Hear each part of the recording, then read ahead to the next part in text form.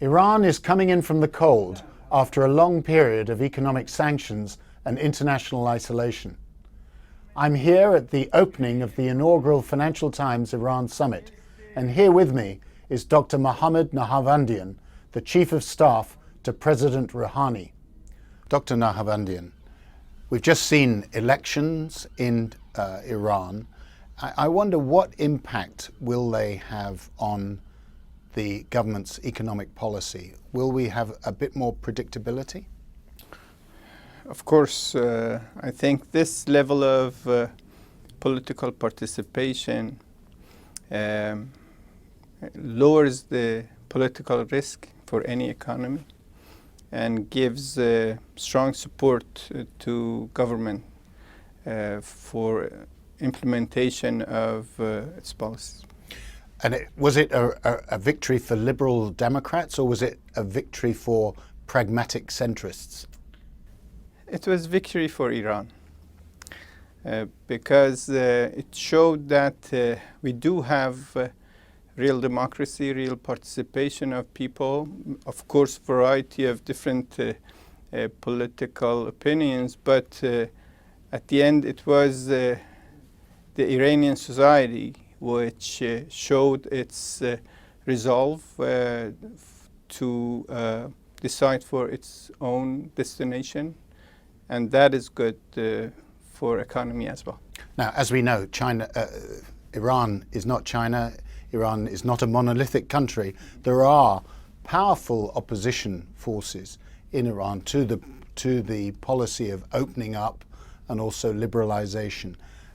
Can you tell us now, what is the status of the oil contracts?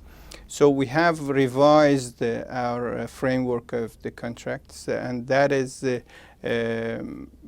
being discussed among different policymakers.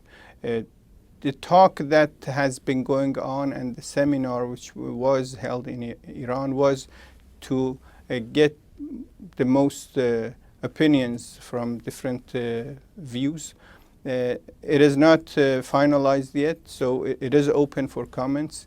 You cannot call it opposition, but different opinions, and the government would like to incorporate all those views. Of course, the risk is that you send mixed messages to foreign investors.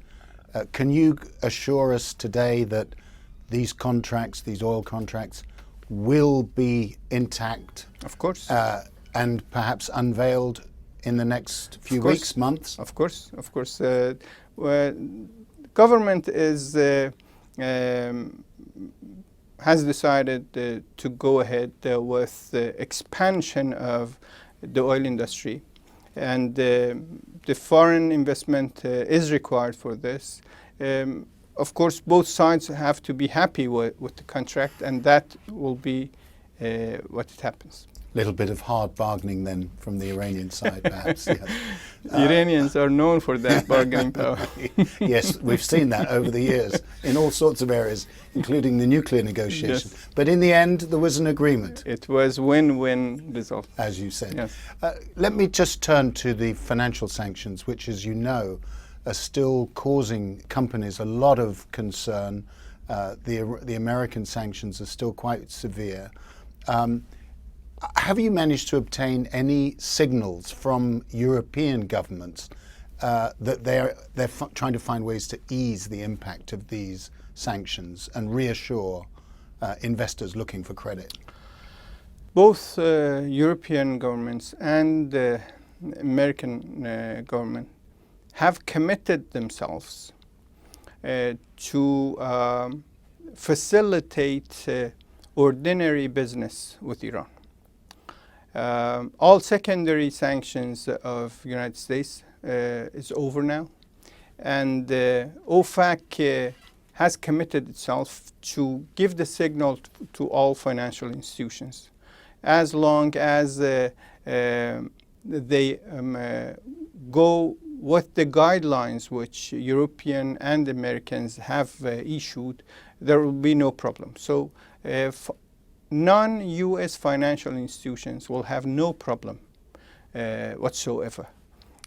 Of course, the dealing of U.S. persons has become of some of the issue there, but it is being negotiated now. And engaging with, as long as the financial institutions do not engage the American banks, there should be no problem with that. That's quite difficult, though, when everything is so interconnected. Yes, so that needs more diligence, and we have to work together to facilitate the way forward. But the Central Bank of Iran has already opened its accounts in many banks. LCs are being opened. SWIFT is operational now, and some of our commercial banks have already had their corresponding relations with some of the banks that they used to enjoy their relation. So it may take some time, but we are getting there. And so, right from the top of Iranian society, we can now be assured that there will be, the direction is clear, it's opening up and modernization. Yes, it is. The term is constructive interaction. So it should be constructive, but it will be interaction, not intervention. And then everybody will be happy. Your Excellency, thank you for that constructive interaction with the Financial Times. Thank you very much.